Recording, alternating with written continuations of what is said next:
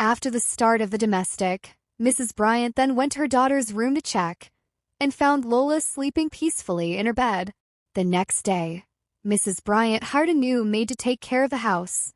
However, a week later, this new maid informed Mrs. Bryant that she wanted to resign. Did I do something wrong? Is work too difficult? Is it a question of salary? I can double what we agreed initially. But the maid insisted that she could no longer stay in the house. She explained, I have been here only for a week, but the evil forces in this house are too powerful for me to support them. If I don't quit this job, I risk losing my life. Mrs. Bryant, more and more perplexed, asked the housekeeper what she wanted to say. The housekeeper took a big inspiration and, seeing the curiosity in Mrs. Bryant's eyes, hesitated before deciding to tell her the truth. The truth is that your daughter, Lola, is a demon. She is possessed by a very dangerous spirit and is part of an evil coven. She wants to take my life. That's why I want to leave. During this time, in the modest house of the Kelsapri, who prayed that night, Chelsea went to bed. She was in a terrible nightmare that completely froze her. In her dream, she saw herself in front of an immense and magnificent manor. In front of the manor of many was arranged in a perfect and attractive way, along the path leading to the entrance. Chelsea followed the path and entered the manor.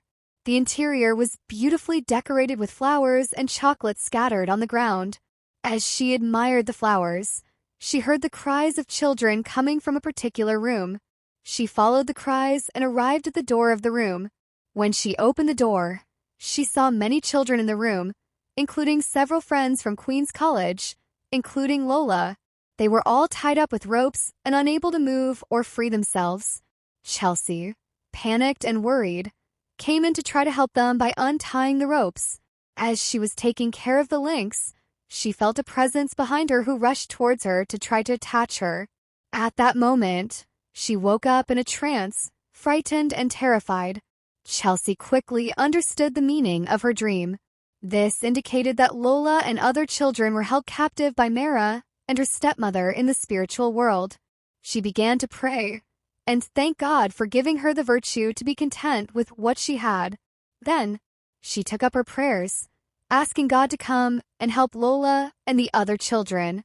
Meanwhile, at Bryant's, that same night, Mrs. Bryant entered her daughter's room and she saw her crawling on the ceiling. But when she called her husband to come and see her, she found Lola sleeping peacefully on her bed. Mrs. Bryant couldn't sleep that night, unable to forget what she had seen earlier. She was certain not to have hallucinated. The scenes repeated over and over again. Lying in her bed, Mrs. Bryant thought back to the conversations she had had with all the domestic drugs she had used, and how she had told her everything, that Lola was a demon, and that she was possessed. She remembered the marks she had seen on her body when she had quit, which made her even more anxious. Could it be that my only daughter is really a demon? She asked, wrung by anxiety. The next morning, as soon as Lola went to school, Mrs. Bryant went into her room and searched all her personal effects in search of a proof that Lola was possessed. After long research, she found nothing abnormal. But just before leaving the room, she decided to place a hidden camera. That night, Mrs. Bryant failed to sleep. Her husband had gone on business trips, and she was alone at home with her daughter. Sitting in her room, she focused all her attention on the computer screen, which showed her what was happening in her daughter's room. Everything was calm and normal from the beginning until midnight. Madame Bryant looked horrified as Lola got up from her bed and turned into a terrifying white creature with numerous hands, head, legs, and a tail. She wanted to scream out of fear, but covered her mouth with her hands. Madame Bryant rushed to her bag to look for the card of the medium who had offered her help. She composed her number, and the medium answered almost immediately. Mrs. Bryant panicked and began to wail. "Please, I believe you. Come, help me, please, I'm sorry." The medium answered, "You are lucky. I am at the church for a prayer program. I will come with my pastor immediately." A few minutes later, the medium arrived with his pastor and prayer warriors. When they entered the house, Mrs. Bryant guided them to Lola's room. They found Lola peacefully asleep in her bed. But Mrs. Bryant knew better now. She asked the pastor and the prayer warriors to start their work. The pastor opened his Bible and anointed a powerful song of praise. Lola stayed asleep peacefully at first, but after a few minutes, she began to tremble like a snake. Suddenly, she got up and climbed up the ceiling, screaming like a witch. Her body turned into that of a white and monstrous creature, and she began to attack the pastor and the prayer warriors. She rolled her tail around her mother's neck, lifting her up to the ceiling. Mrs. Bryant, unable to breathe, began to suffocate. The pastor intensified his prayers, and Lola released the blow from her mother. Mrs. Bryant fell from the ceiling to the ground, screaming like a demon.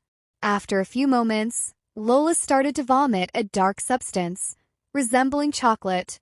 When she was done, a spirit left her body and escaped through the window. Lola then began to cry bitterly and apologized to her mother.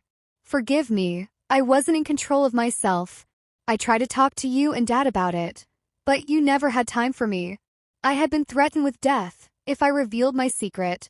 Mrs. Bryant took her daughter in her arms and also apologized for not having taken the time to listen to her. Both thanked the medium and the pastor for their help. Lola decided to stop begging and be satisfied with what she had. The next day, when she arrived at school, she told Chelsea, her best friend, and regretted not following her advice. The next day, Mara also came to school, approached Chelsea and Lola, and kneeled before her, asking for forgiveness. "If I hadn't followed my mother's orders, she would have beaten me and starved me to death. I had no choice. After my parents' death, I lived at her mercy." Lola's deliverance deeply affected Mara's mother, who became paralyzed. Chelsea and Lola forgave Tamara and took her to see their pastor of youth at the church. They prayed for her, and she also decided to turn a new page. The moral of this story reminds us to always be content with what we have, no matter our needs. Do not let the greed turn you into a beggar. No matter your level of occupation, make sure to pay attention to your children when they need to speak. Your children must never lack attention. No matter what your job is, always be prayerful and vigilant in everything you do. Evil roams around us, and a few minutes of prayer every day is enough to protect you from spiritual dangers. When someone says something, we can doubt it, but when several people say the same thing, it is wise to think about it carefully to see if there is a part of truth. We say that in every lie, there is an ounce of truth. Instead of spreading the words of someone out of lack of confidence, it is better to think and analyze each situation before reaching a conclusion.